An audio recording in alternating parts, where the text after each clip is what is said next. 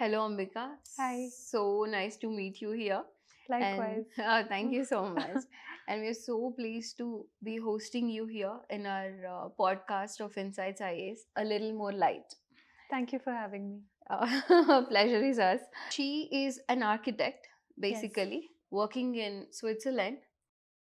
So she's the epitome of where there is a will and there is a way. The will actually found its way, and you Yeah. have reached a very great position where lakhs of aspirants aspiring to be where you are today. Thank you so So, much. so you are actually the cream of aspirants of India. My goodness. Yeah, I know today you're feeling top of the world and out of the world, of the seventh heaven, on the cloud nine, definitely. But deep down, what do you feel at this moment? So, what is that feeling after being a topper? Like you must have received so many calls, congratulatory messages. Yeah. Some even reporters might have asked you about your opinions on Yes. this. So, how do you feel at this very moment? I know the results have been out since many days, and now the euphoria has settled down. What do you feel now? I feel grateful. You feel grateful. I feel very fortunate to be here because I have seen what it feels like to not make it in this paper. So, having felt that, now it's like a feeling of achievement, but it's balanced with a lot of gratefulness, I would say. Gratefulness. Yeah. So it is your third attempt, Yes. right? So how were other two attempts different from these two? I think both the attempts that I could not make it in had their own flaws. Okay. Yeah, the first time that I was preparing, everyone used to say you have to practice answer writing a lot. So I wrote a lot of papers, I wrote a lot of answers. What I didn't realize was that my content wasn't enough. I lacked in substance. Okay. So no matter how much you practice answer writing, it's a bit difficult to make it in this paper if your content is not enough. Right, right. So in the second time, I think I did a bit of an overcorrection. Okay. Yeah, where I decided, no, this time I'm going to study a lot and I'm going to have so much substance and so much content. And practice took a bit of a backseat. Okay. And there were papers that I couldn't even complete. GS1, I left 2 full answers. So that was quite a wake up call for me, where I realized that not only content development, also answer writing, and not only answer writing, but also content development, both are equally important. Right. So I tried, this time that I have to keep my feet in both these boats to stay afloat. True. And then Well, it you sailed worked. successfully. Both the boats you steered clear. You managed to strike that moderation. Yes. In this third attempt. You realized being on extremes wouldn't help you. You have to manage both the content building as well as the answer writing practice. Yeah. So, how did you manage your answer writing practice? So one thing was I used Inside Secure a lot. Okay. I used to try to do it daily. Quite I see. honestly, it didn't happen every single day. But I tried to stay consistent and write answers based on current affairs and the editorials that used to come that day. Apart from that, I wrote a lot of test papers from different coaching academies and all. Yeah. And that's how I practiced my answer writing majorly. Okay. I also used previous year's questions quite a bit to not solve them completely, in the sense that I'm not writing the full answers, but just to understand like how I'm going to structure my answer, think about it, and that's how I brainstormed for it. I see. So I have a question on this previous year questions you just told. Yeah. So when you attempt a previous year question paper, are you trying to think the psyche of UPSC, like from where the UPSC asks? So what are the potential areas which UPSC might delve into, like the tangential questions that might appear, which are in the current affairs, but the UPSC doesn't directly ask the probable question, the probable current affairs question. It usually goes the tangential way. And then it does. So were you thinking of the pattern, like were you spending your time on gauging the psyche of the UPSC, or you were concentrating on your content enrichment? No, so I didn't solve any previous year's question papers completely from question 1 to question 20 like that. I used them to understand the syllabus better. So whatever topic I'm preparing that day, for example, I'm preparing XYZ topic from XYZ paper, I would take out the previous year's questions that have been asked from that particular topic. And then I would try to see that, okay, so if this is the substance, what is the focus area that I should be concentrating on, so that my preparation is that much more refined. Right. So it should be a fully rounded preparation. Definitely. Wherever the UPSC asks, you should be equipped to answer it adequately. Yeah. Right. That's a good insights actually you gave into that. So I have a question about your days of preparation. Okay, so really you must have had some low points. Yeah. So how much and how had it weighed on you?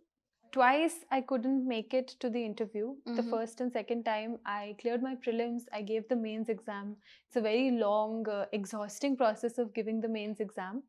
And after that, when you get to know that after so much of effort, you've not made it, it does weigh on you for a while, I would say. Yes. Especially if you are the sort of person who has a lot of faith in yourself. I always a good student in school and never really failed any exam or even came close to failing. That was never my concern.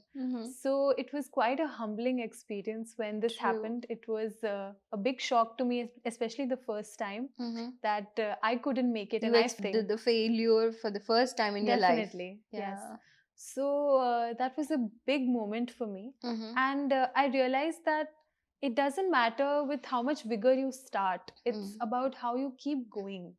So that was very well put. I must say, very well put. That was a big learning throughout my journey, I would say. So my next question is actually, I was segueing into that.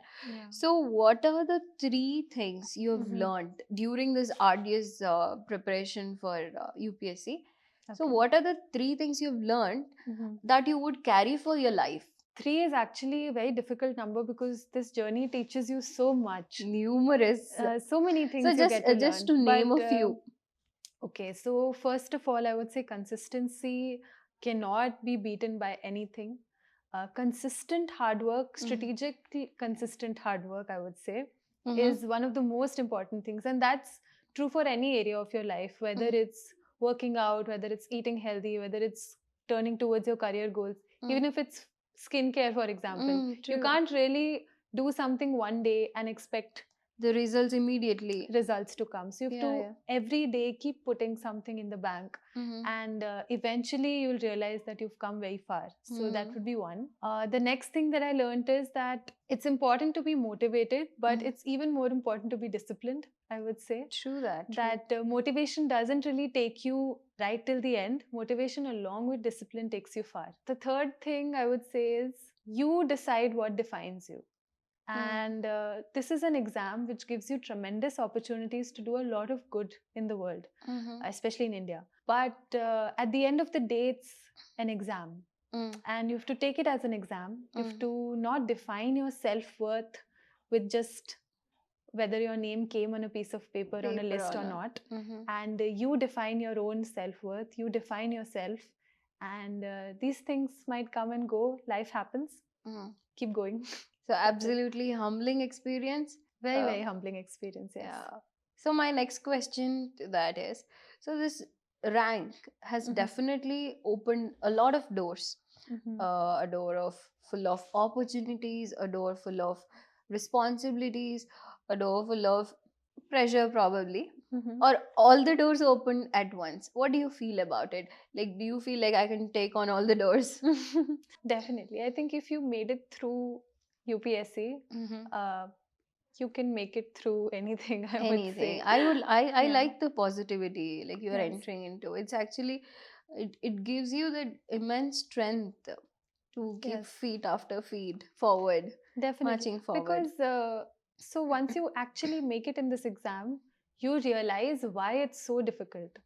Because the level of responsibility that you hold today as an officer that you will hold eventually for the government of India, you need people there who can work hard, who can persevere, who can face challenges, you can come out stronger.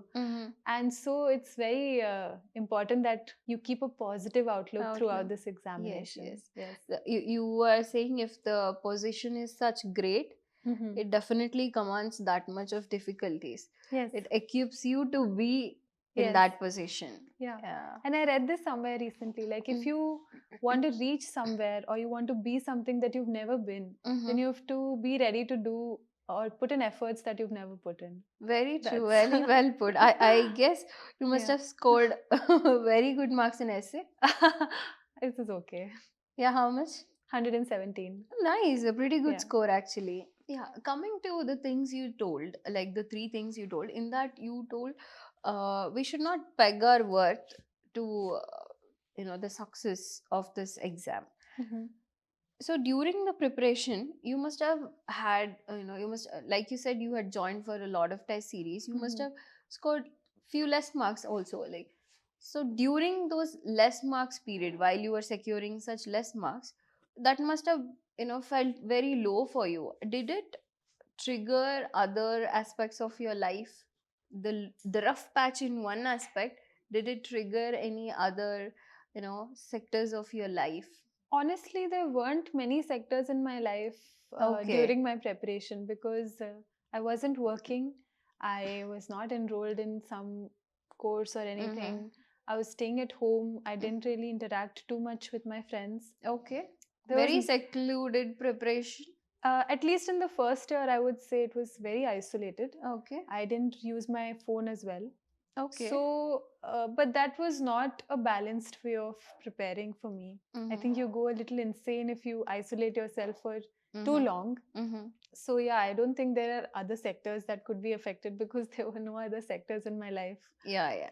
Because what happens is most of the aspirants get in this loop where they're not scoring well, they're not clearing this exam.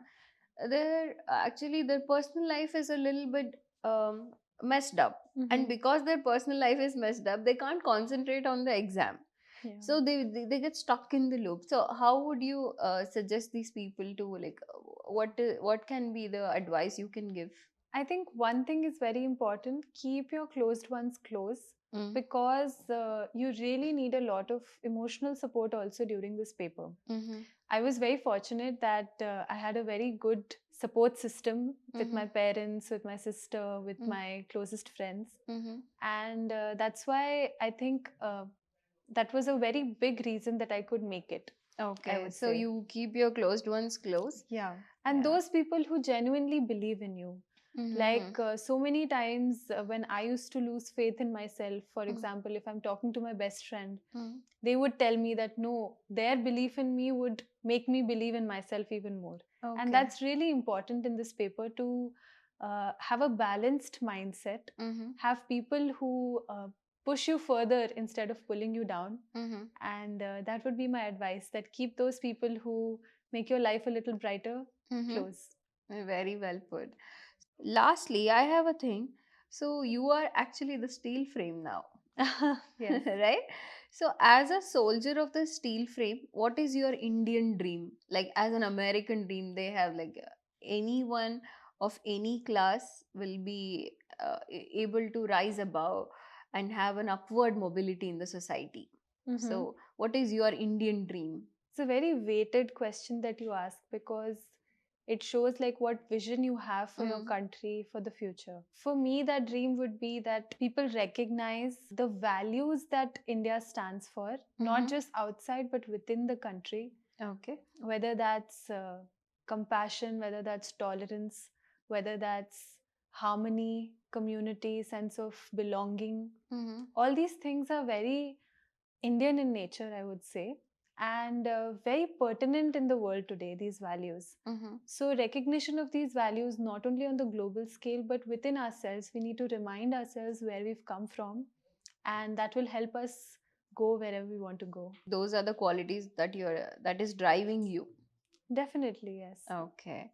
So I have a, like, little game. So it's like, I'll say a few words. So you should tell me what immediately strikes in your mind. Like a So rapid it should fire. kind of, but it Okay. should be a very instantaneous answer. I'll Okay. try my best. So let's go.